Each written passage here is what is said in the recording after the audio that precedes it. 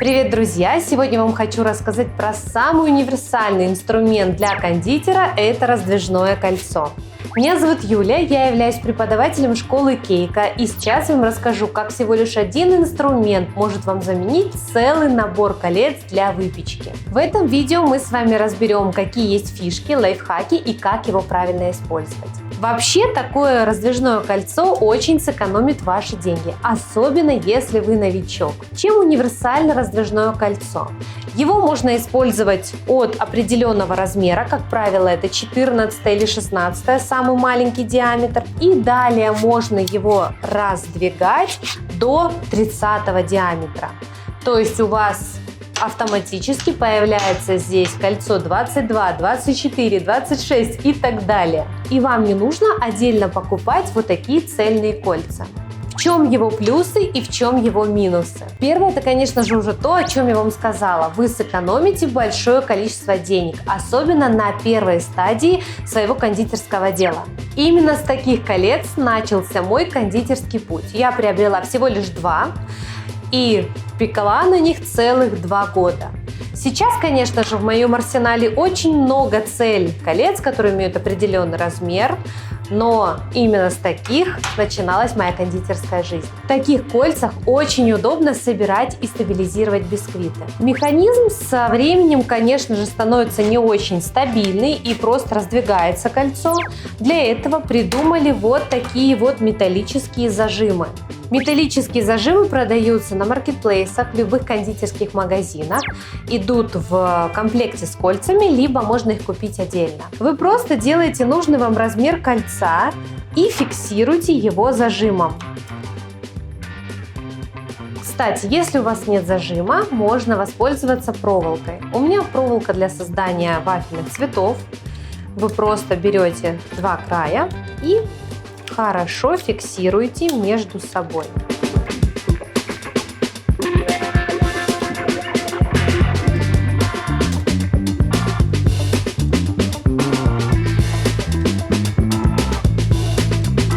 Это, конечно, получается не совсем красиво, но достаточно практично. И очень быстро выручает, если это необходимо. Если проволока достаточно толстая и вам неудобно ее закручивать руками, просто не хватает сил, то, конечно же, воспользуйтесь самым настоящим кондитерским инструментом – это плоскогубцами. Вообще у кондитеров очень много строительных инструментов, которые нам помогают откусывать проволоку, крутить ее, отпиливать опоры и так далее. Если вы обратили внимание, то у этих колец нет дна. Но как раз таки отсутствие дна помогает нам очень легко и быстро извлечь бисквит. В качестве дна кондитеры используют фольгу.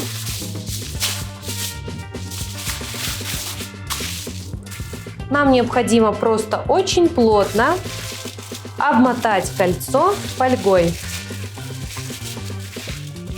И перед тем, как наливать туда какой-либо бисквит, вам необходимо кольцо установить на противень. Заполняю кольцо очень вкусным шоколадным тестом для будущего шоколадного бисквита. Кстати, как его приготовить, покажу вам в следующем видео. Вот такие формы без дна мы не смазываем ничем, потому что бисквит и так прекрасно извлекается. А вот если вы смажете форму, то ваш бисквит может подниматься неравномерно, потому что бисквиту надо цепляться за край формы, а когда форма, смазанная маслом, становится жирным, то бисквиту не за что цепляться. И он может расти вот такой вот вулканической шапкой вверх. И у вас будет очень много отходов. Высокая температура тоже может дать вулканическую шапку. Поэтому обязательно смотрите на свой духовой шкаф, как он печет. Если у бисквита получается вулканическая шапка, значит убавьте немного температуру. Значит у вас очень мощный духовой шкаф. Но еще больше моих секретов и лайфхаков на курсе «Домашний кондитер». Ссылочку я оставлю в описании под этим видео. Бисквит испекся. У нас, кстати, на шоколадный бисквит достаточно жидкое тесто. Минус раздвижного кольца в том, что фольга не плотно прилегает там, где как раз находятся вот эти выступы, и любой бисквит может немножко подтечь. Но это не страшно абсолютно. Сейчас мы будем с вами извлекать корж, и я вам хочу напомнить о том, что мы кольцо ничем не смазывали.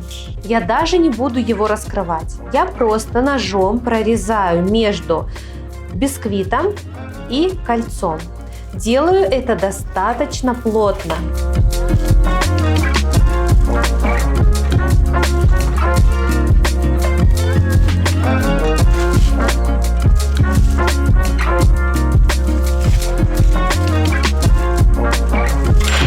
И смотрите, как легко все извлекается. Ну а теперь можно снять проволоку, раздвинуть кольцо, поставить его замочиться, чтобы хорошо и легко отмылся бисквит. Ну и все, и потом дальше зафиксировать для следующего раза. Я вам рассказала про минус данного кольца, но сейчас расскажу и про плюс. Мы далее будем собирать торт для стабилизации именно в этом же кольце. Тем самым вы экономите свои деньги, когда не покупаете огромное количество разных размеров кольца, а именно используйте раздвижные. Ну а сейчас я приготовлю шоколадный мусс, и мы сделаем очень шоколадный торт. А полный рецепт данного торта есть у меня на канале, поэтому обязательно подписывайтесь и не упустите интересную и важную информацию. Собирать торт в таком кольце просто одно сплошное удовольствие. Во-первых, вы его можете одеть потом на торт и в дальнейшем легко сможете извлечь торт из него. Обязательно закрепите того диаметра, какой вам нужен. У меня 16 диаметр. И начинаем сборку. Обязательно также воспользуйтесь ацетатной пленкой для того, чтобы крем не прилипал к кольцу, и ваш тортик будет очень красивым и эстетичным. Это все делается для того, чтобы во время сборки торта торт был ровный, никуда не съехал, и в дальнейшем на выравнивание у вас ушло бы гораздо меньше времени, ганаша либо крема, поэтому обязательно пользуйтесь кольцом при сборке торта. Вы можете положить корж и потом затянуть кольцо, чтобы у вас получился идеальный диаметр для сборки. Ну а сейчас мы соберем торт, и я вам покажу, что у нас получилось. Как легко доставать торт с раздвижного кольца. Не пугайтесь, что кольцо покрыто инеем, потому что данный торт у меня стабилизировался в морозильной камере, потому что внутри есть мусс. Кстати, а рецепт приготовления данного торта вы найдете на нашем канале. Снимаем зажимы.